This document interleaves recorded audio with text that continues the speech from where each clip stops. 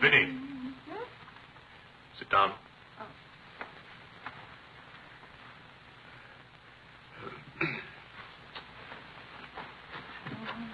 Oh, Vinny.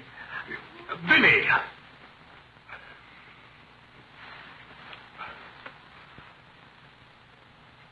Vinny, you know I like to live well, and I want the family to live well. But this house must be run on a sound business basis. I must know how much money I'm spending and what for. Now, if you recall, a week ago, I gave you $6 to buy a new coffee pot. That's because you broke the old one. You threw it right on the floor. I'm not talking about that. I'm merely endeavoring to... And Claire, it was so silly of you to break that nice coffee pot. There was nothing the matter with the coffee that morning. It was made just the same as always. It was not. It was made in the most barbaric manner. Besides, I can't get another imported one. That little shop isn't selling them. They say the tariff won't let them. And that's your fault, Claire. You're always voting to raise the tariff. The tariff protects America against cheap foreign labor. The tariff does nothing but raise the prices. And that's hard on everyone, especially the farmer. I wish you would not talk about things you know nothing about. I do, too, know about it, Claire. Miss Gulick says that every intelligent woman should have some opinion. Who, may I ask, is Miss Gulick?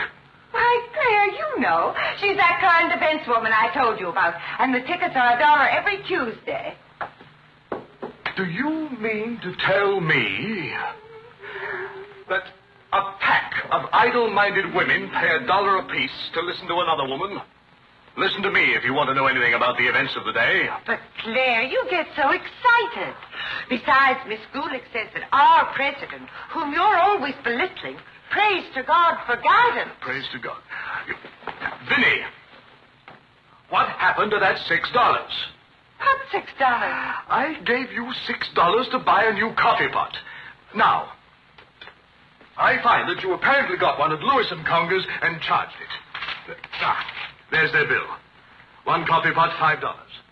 So you owe me $1 and you can hand it right over. I will do nothing of the kind. What did you do with that $6? Claire, I can't tell you now, dear. Why didn't you ask me at the time? Oh, Lord. Well, now, wait a minute. I spent $4.50 for that new umbrella I told you I wanted, and you said I didn't need, but I did very much. Now we're getting somewhere. Now, one umbrella, $4.50.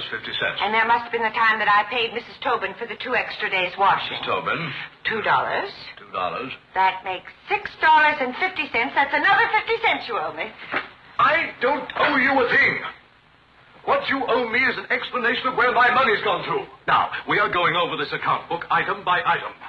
I do the best I can to keep expenses down. And you know yourself that Cousin Phoebe spends twice as much as we do. Blast Cousin Phoebe.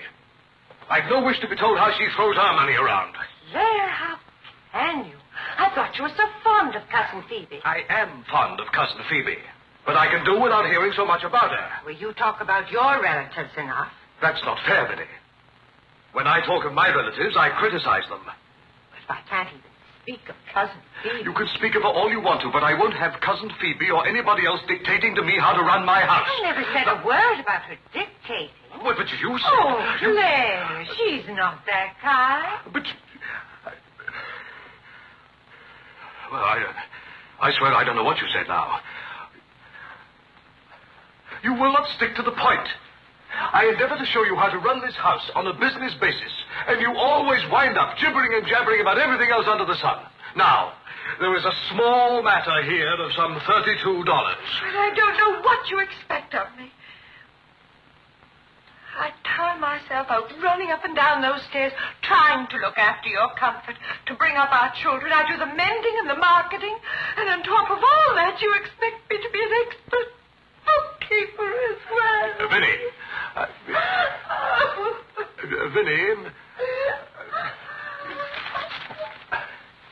Vinny. I've no wish to be unreasonable, but don't you understand I'm doing this for your good?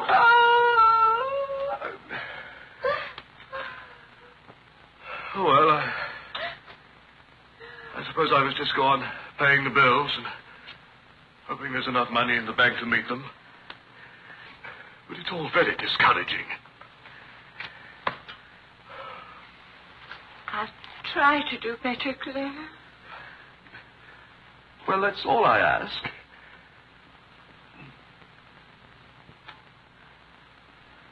I'll just go downstairs and make out the checks and sign them.